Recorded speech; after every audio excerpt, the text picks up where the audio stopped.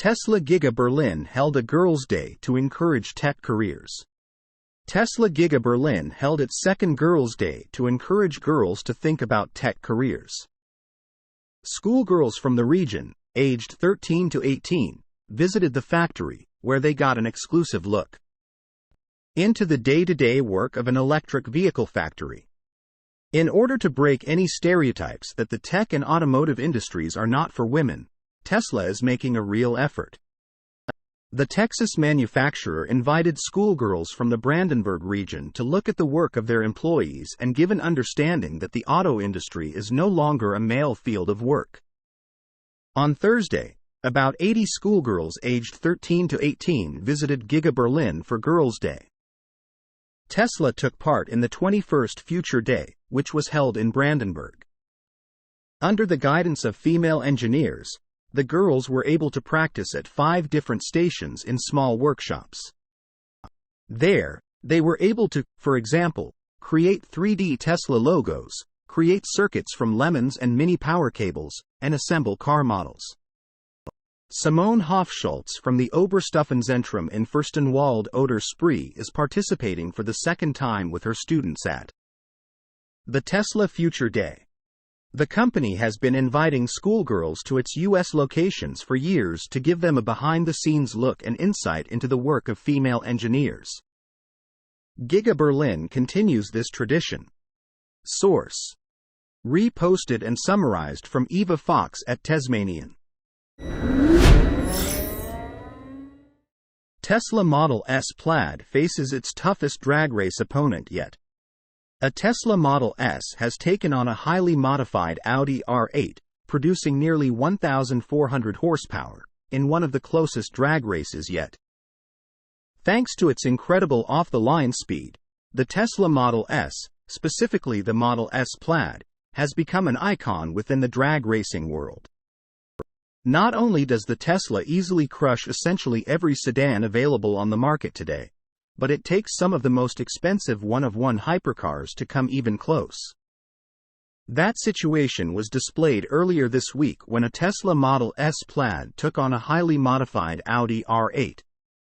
The video posted by Drag Times on YouTube shows just how potent a near-stock Tesla Model S Plaid can be on the drag strip. While, disappointingly, the Model S Plaid could not beat the nearly $250,000 drag-prepped highly modified race car.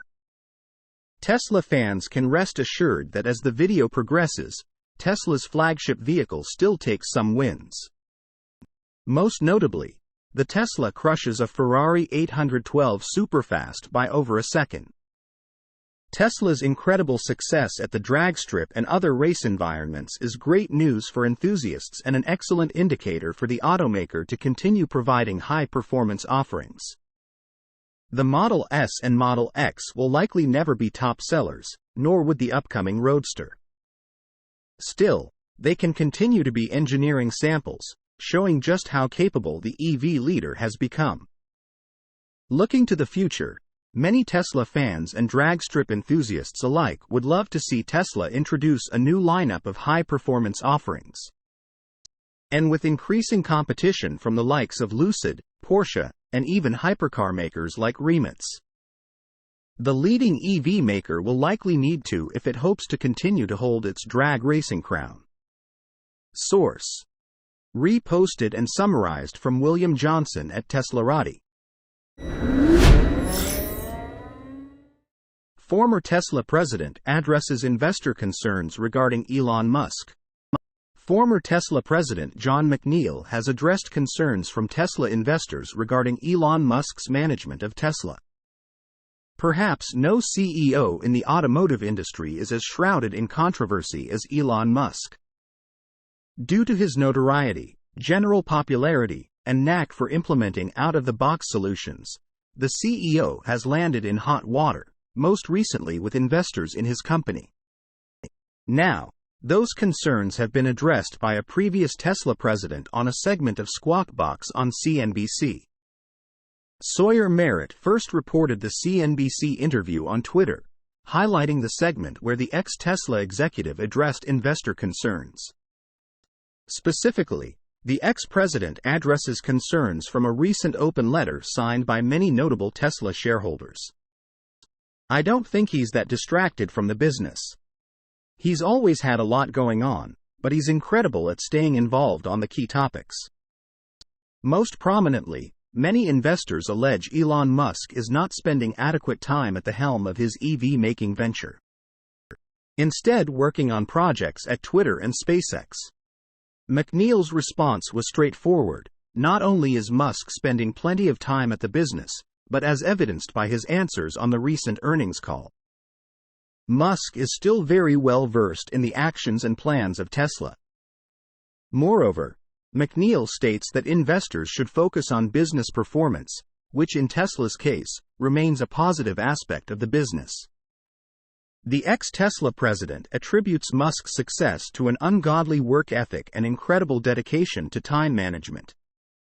Another critical concern, not brought up by investors but certainly brought up by Tesla customers, is delivering on promises, including the infamous Cybertruck and full self-driving, which have been the most common recipients of this criticism.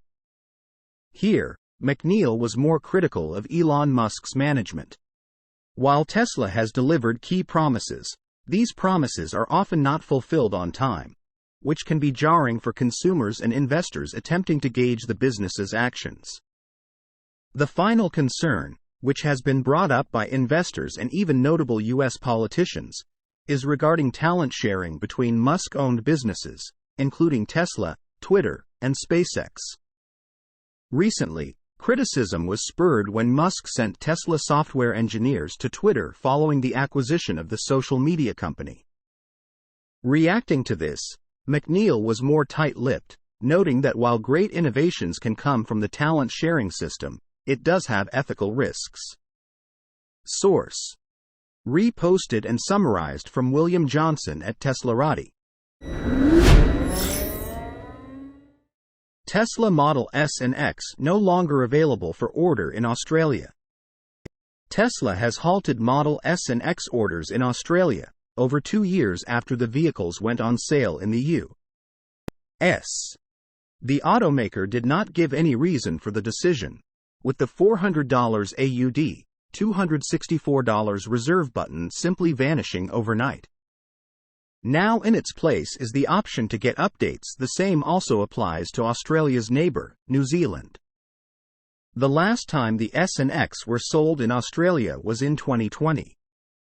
Ever since the revised S and X launched in 2021, only the 3 and Y have been available to Australians. To be fair, the same can be said for the majority of Tesla's markets. The S and X were US and Canada-only vehicles for almost 18 months, before finally arriving in mainland Europe last fall. That said, this is undoubtedly disappointing news for Aussies and New Zealanders given the S and X were finally starting to arrive in European and Asian markets. A lot of it could be due to the fact that Australia and New Zealand are both RHD. Production of the RHD S and X is still yet to begin, and when it does, markets like the UK and Japan will undoubtedly be prioritized. Source: reposted and summarized from Ben O'Hare at Inside EVS.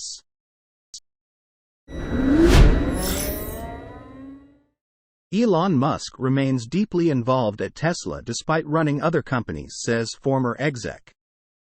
Elon Musk and Drew Baglino at Tesla's Battery Day. Elon Musk remains deeply involved with Tesla despite running other companies, according to Tesla's former president. He believes that Musk has an incredible ability to manage his schedule perfectly and always delivers on promises, albeit with delays.